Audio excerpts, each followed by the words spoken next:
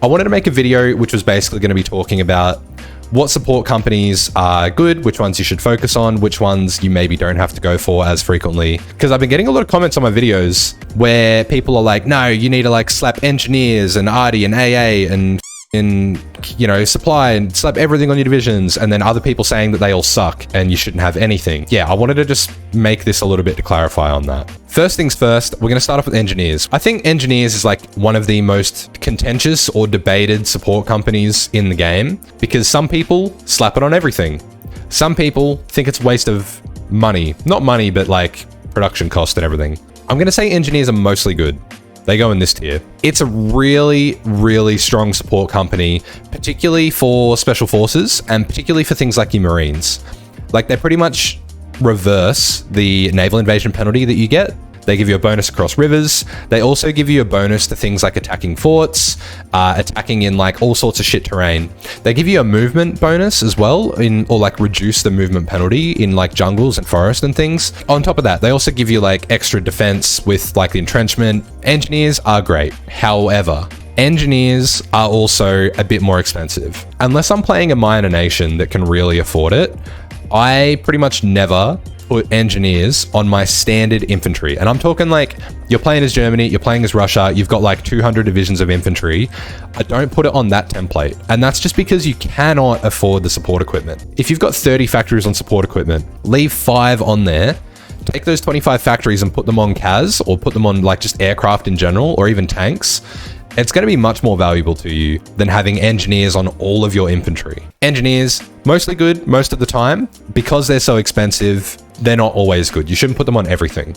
I guess going on from engineers, they do give you access to flame support companies. So flame support tanks. There's the light flame tanks, medium flame tanks, and there's the heavy flame tanks. So flame tanks provide not only a bonus to naval invasions as well, they also provide a bonus to all sorts of terrain. Like they give bonuses to rivers, forts, forest, like literally every terrain you can think of, they give you a bonus. And particularly if you're getting a really, really cheap light flame tank, you can get the production cost as low as like 2.7, I think.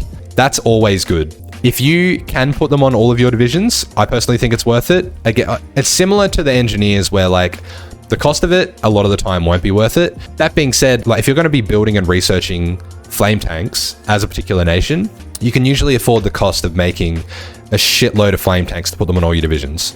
So at the very least, put them on your good divisions. Don't put them on your standard infantry. You'll be sitting pretty, but they are so strong. That's for the light divisions.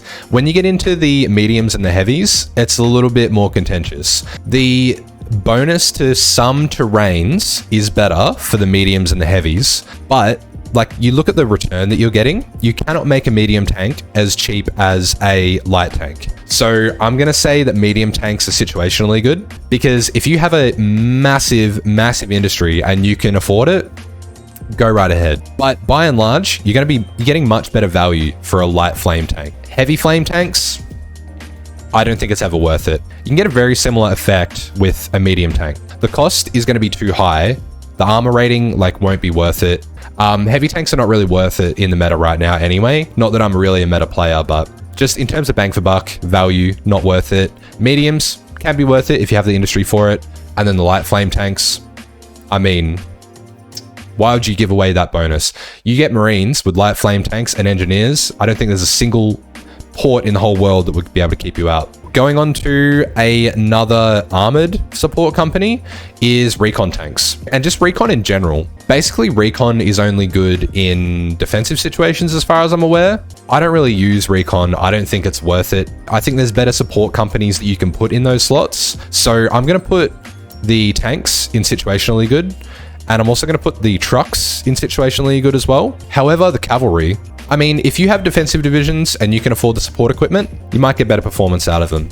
Just because they don't cost you tanks or like trucks, I'm going to place that a little bit higher. But yeah, otherwise these two, I don't really think it's worth it. Touching on the Recon as well, you have the armored car Recon. I think it's sort of, I mean, kind of 50-50 between this, honestly, because they're situationally good in terms of like they deserve to be in this slot because they cost you equipment. However, you can get the anti-tank armored cars, which give you like quite a lot of piercing.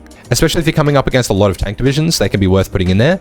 But again, like, who really researches and produces these things? Yeah, in that case, they're going in situationally good. You could do light tanks with the same thing, I guess. They'll go there. Sort of near the top end though, so they a bit 50-50 between them. Field hospitals. I don't know if this is unpopular or not in the community. I feel like a lot of people don't use these, but I'm actually going to put them in sometimes maybe good, sometimes maybe shit.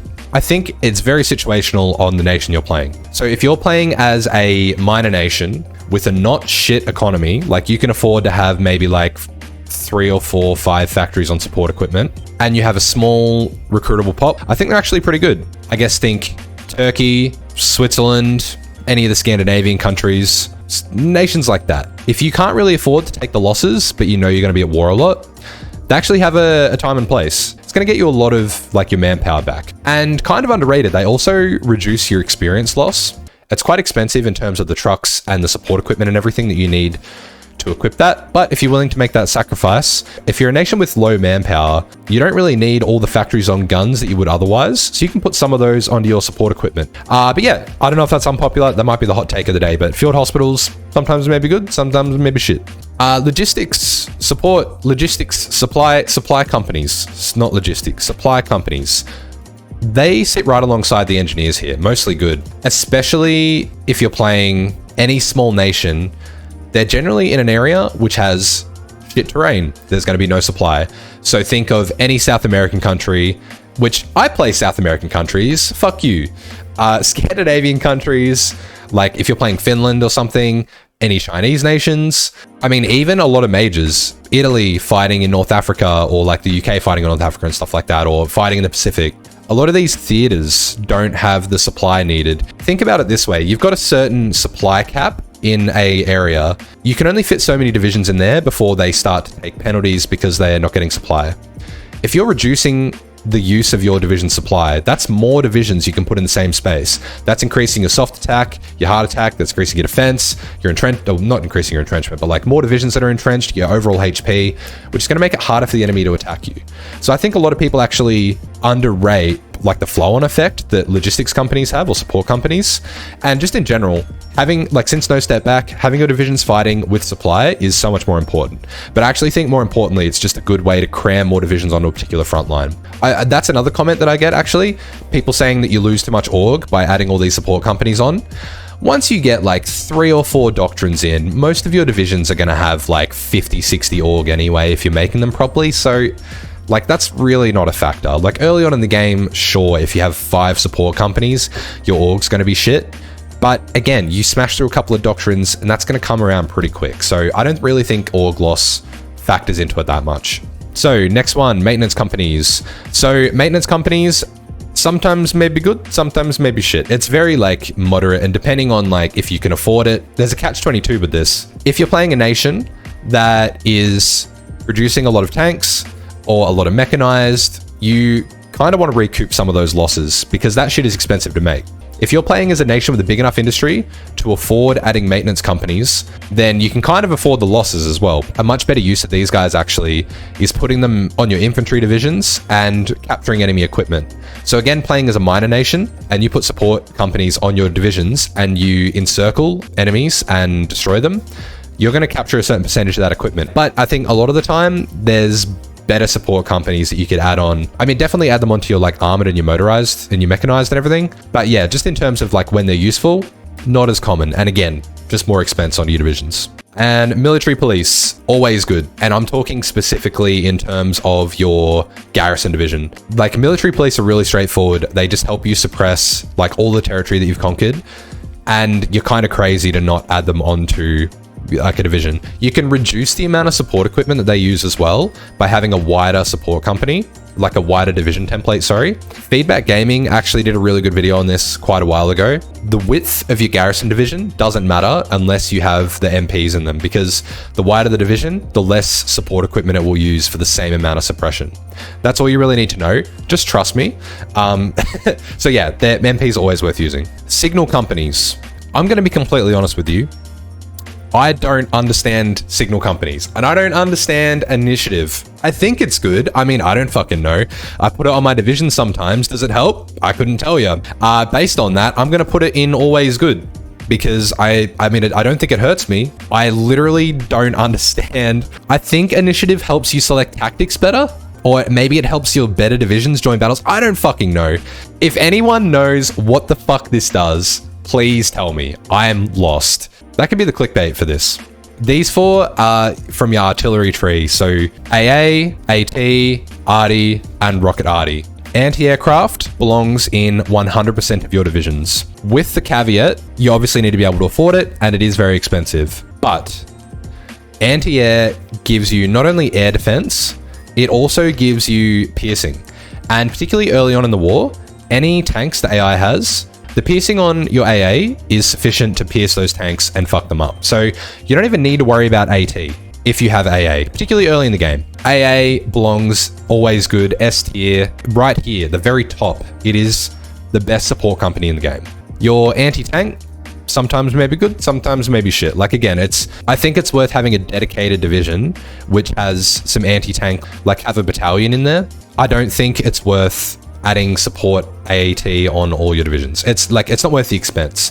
For the amount of divisions that you will have on a front line and the amount of those that are actually going to be in contact with enemy armor, you're better off having like one army group of specialized anti-tank defenders and just moving them around, like micro them on your front. They're kind of good, like they're good at their purpose and what they do, but they're not always good. Don't add them on everything. Artillery and Rocket Arty. Artillery is mostly good. And like being completely real, it doesn't take a lot of production to put support Arty on all of your divisions. However, I just think that AA is better. And if you need to make a choice between the two of them, I'm always going to take AA over artillery. Again, I'm going to put a little asterisk here.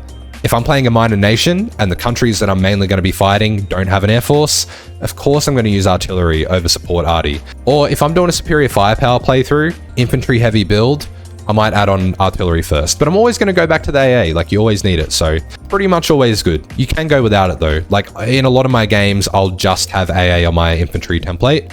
I won't even have Arty. And the final support company, Rocket Artillery, I think is slept on. If you're doing a build where you're going down superior firepower, it is basically doubling the amount of attack you're getting from your support companies.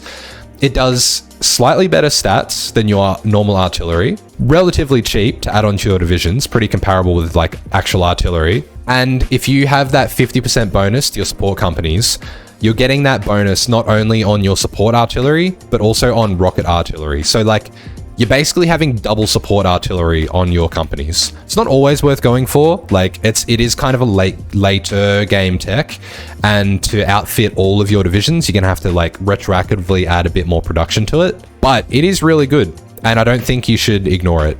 That is a pretty general overview of all the support companies in Hoi 4. You can kind of look at this as a way to prioritize, I guess, from top to bottom, which ones you should be focusing on, particularly for newer players. It's kind of to help you like weed out what's good and what's bad. So yeah, in any case, I hope that helps.